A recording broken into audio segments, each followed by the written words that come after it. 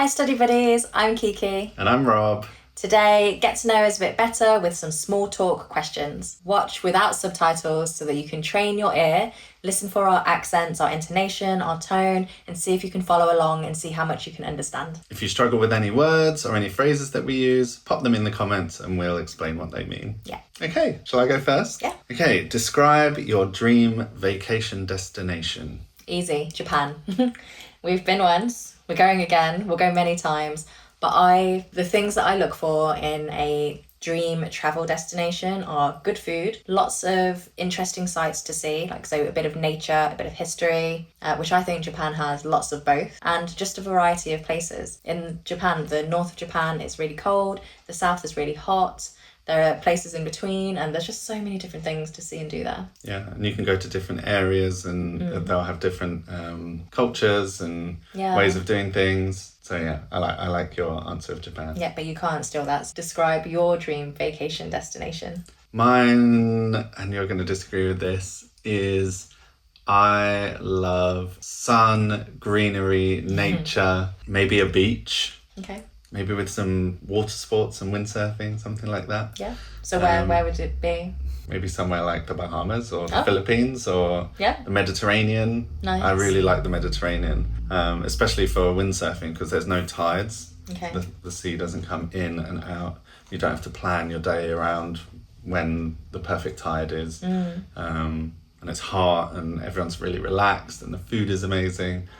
Did I just talk myself into somewhere in the Mediterranean? Yeah. Yeah, okay. I'm going to say Greece then. Okay, nice. I like that. Cool. What's the weirdest job you've ever had? Following on from that, I mean, I've not had many jobs. I'm like a lifer at a company. I stay at a company for a really long time. But when I was 16, I became a windsurfing instructor. Oh, yeah, that's cool. So that ties in perfectly with the first question. And it was really funny that I would teach a lot of kids, but then I'd also teach a lot of adults, and it was just really funny to see their reaction when I introduced myself as their instructor, and it's this 16-year-old kid. Yeah. But that was a really fun job, really, really rewarding. It didn't pay very well. But that's cool. You get to do that. Where did you do that in Greece? No, I wanted to do it for like a holiday company, but I went to university instead and studied music. But I did it at a local reservoir. You did it in England. I always thought that you did it in Greece or somewhere. No, I did it in That's changed everything. Oh. No, I did it in a cold, muddy reservoir where you had to have full wetsuit, boots, gloves. Poor you. Yeah. But one of the coolest moments of my life was when I was teaching a bunch of kids and they already kind of like look up to you. And I was like fully clothed. So I didn't have my wetsuit on and I was just like teaching them and they weren't quite getting it. So I thought, I'll give a live demonstration. But rather than going off and changing into my wetsuit, I just rolled up my jeans and jumped on the board and showed them and then came back in again and I didn't get wet and I came off the board thinking like I'm the coolest. But really they were probably thinking like what an idiot. No, that is cool. I'd be really impressed. What about you? What's the weirdest job I've ever had? Well, when I started working in the film industry, which I still do, I started as a tech runner. So it's at the bottom of the pecking order. And there were two types of runner in my company. There was the standard runner who set up meeting rooms, did requests for like the movies or shows and the producers that we have in the building. And I was a tech runner. So mine was all tech focused. And I used to have to build computers, move computers, and things like that. And I say it's the weirdest job I've ever had because when you move these computers, people have their desk and they could be on a movie for 9 months, but then they'll change teams when they work on the next movie. So then we move people so that they're with their new team and we would have to move their desk setup and everything there. And one of the grossest things I've ever experienced was getting under that desk to unplug and then move that computer. And there was a pile of toenail clippings and it was disgusting. It was so vile and it's the worst thing I've ever experienced. But doing that job, there were all sorts of weird things people had on their desks, under their desks, Luckily, I didn't do it for very long before I got promoted. I think I was only doing it for 3 months, and sometimes you can be in that position for like 6 to 9 months while you're waiting for another job to come up. So it was That's just disgusting. It was so disgusting. If you're watching, shame on you. Yeah, that's that. What's the weirdest job people watching have had? Please let me know in the comments. Next question. Next question. What's the best piece of advice you've ever received? Oh, I might need a minute to think about that. Do you? Yeah, I've got one that immediately comes to mind. Okay. It was in my first real office job, and I made a mistake, and I did not own up to it, and I tried to fix it and hide it. Really? Oh. I won't go into the boring details, but I did something I shouldn't have done. It was like a tech glitch at the same time, so like I didn't do anything bad, but the bad thing that I did was try to hide it and try to fix it before anyone found out. But my director ended up finding out, and when I was speaking to her, my face went just pure red. Like the dread in my stomach. How old were you? 22 maybe. It was only my first couple of years of work. Okay. And afterwards my boss took me to the side and he was like, look, if you don't tell me, then I can't help you. And that's just really stuck with me. So now at work, I just keep everyone up to date with every mistake that I make. So I think that's the best advice I've received. I think mine would have to be, and this is kind of cliche, but at the same time, it's very true.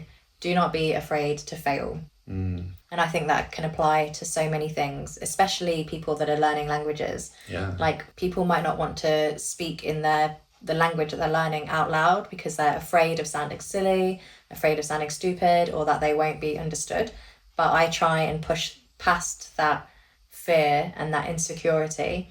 And we're learning Japanese, but I will always try, when we go to Japan and when we went to Japan, I will always try and say something and try and speak. And if people don't understand me, that's okay. Like, that's what Google Translate and things are for. Exactly. If you're really struggling. Yeah, and I think I try and apply that to everything. For example, even this YouTube channel, I really want to help people, and that's one of my goals in life. And if this fails, then so be it, but I want to try. And no matter what I do, even if I fail, I want to try and I want to keep trying. I'll learn from that. And I think that makes you like stronger as a person, more independent as a person, and just gives you a different outlook on life. And it is scary sometimes, but it's worth it. Yeah. Even if I do fail, it's worth it. And from my experiences with language as well, everywhere that I've been, whether that be like Greece or Turkey or Japan or wherever it might be, everywhere that I've tried to at least like say good morning or thank you or please or whatever it might be. Yes, I can't speak fluent Greek, but everyone's so appreciative when you at least try to speak the language. When our students are speaking English to us, I do really, really appreciate it. Yeah. And I think people being scared to sound silly, as you say, really holds them back. Yeah. Like one of our friends, when we went to Japan, he'd been learning Japanese for a couple of years. Before we went, and he just refused to even try to speak. We got a tour with a tour guide, a Japanese tour guide. It was a private tour as well, so it was just our little group just and us. her. And he just ran away from her as soon as she was like, oh, you can practice on me. Yeah. But I'd only been learning for a couple of months, and there I was like saying everything that I knew in Japanese to her. Counting to 10. And she was loving it. Yeah. So don't be scared to fail. Yeah, and don't be scared to try to speak English. Please do it. And I'm sure if you come to England or to America or any English-speaking country and you try, people will appreciate it. And if they don't, that is on them, not on you. Mm-hmm. Amen. Okay. Next question. Share a funny childhood memory. I have one. Okay, you go. So I think I was about 16 and we went on a school trip to Alton Towers, which is a theme park. So roller coasters, that sort of place. And for some reason, we'd done all these rides and there was a group of us and we were walking through these gardens. But the gardens start at the top and it's at the top of a hill all the way down. There's this path. And for some reason, some of the boys were like, well, I'm just going to walk down, not follow the actual concrete path, which is zigzagged, but just walk down through the plants in between path to path. And I was like, I can do that too. And it was so steep, so very steep like this. And to be cool, I was like walking, but it was so steep that then I started running. and I couldn't control it. I couldn't slow down, and I ran so fast. I just whizzed past the next path, and I was just going so fast that my legs just went, and I just started rolling down the hill, and it was so embarrassing, and I landed in a bush. And then I just popped back up, and I was like, I'm okay. But inside, I was dying. It was horrible. How about you? Try not to laugh. Yeah. At the time, it was horrible, but looking back, it is what it is. It was pretty funny. Core memory now. Yeah. My one is, I'm going to go back to windsurfing. When I was in Greece, I was trying to learn some tricks, and my instructor at the time showed me a cool trick where you're sailing along, and then if you're going fast enough, you can drag your body in the water, get off the board with the sail still there. You can drag yourself along in the water and then get back on the board again. It's called a body drag. Okay, I can imagine where this is going.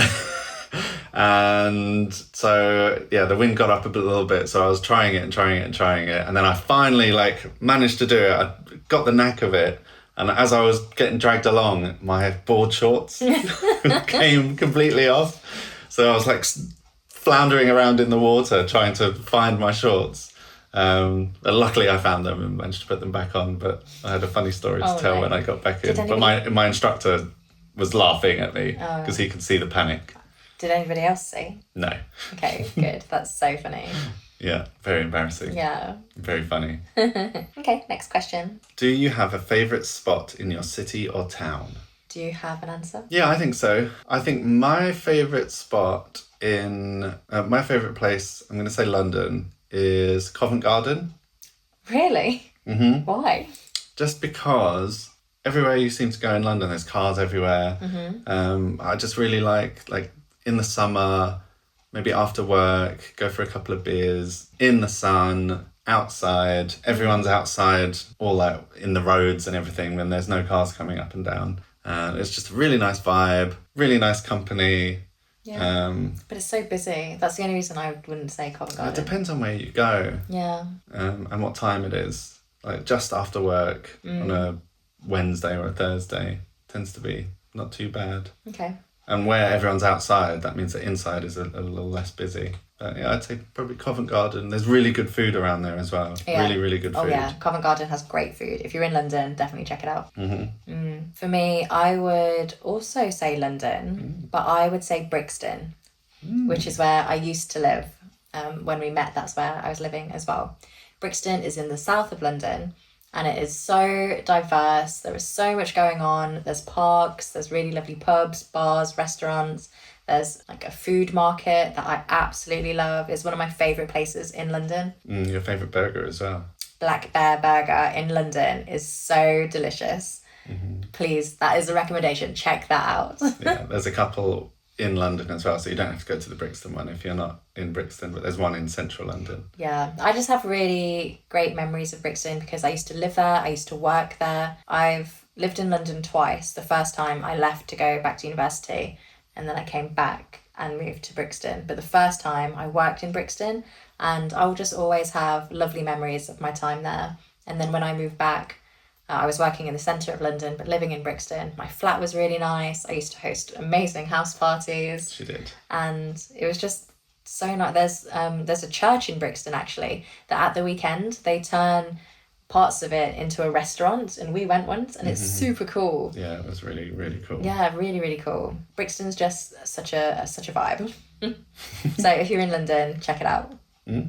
But cool, I hope you enjoyed getting to know us with these small talk questions. You should try these questions out on your friends and people that you meet, practice your English doing it. And we will see you in the next one. Thank you so much for watching. Bye. Bye.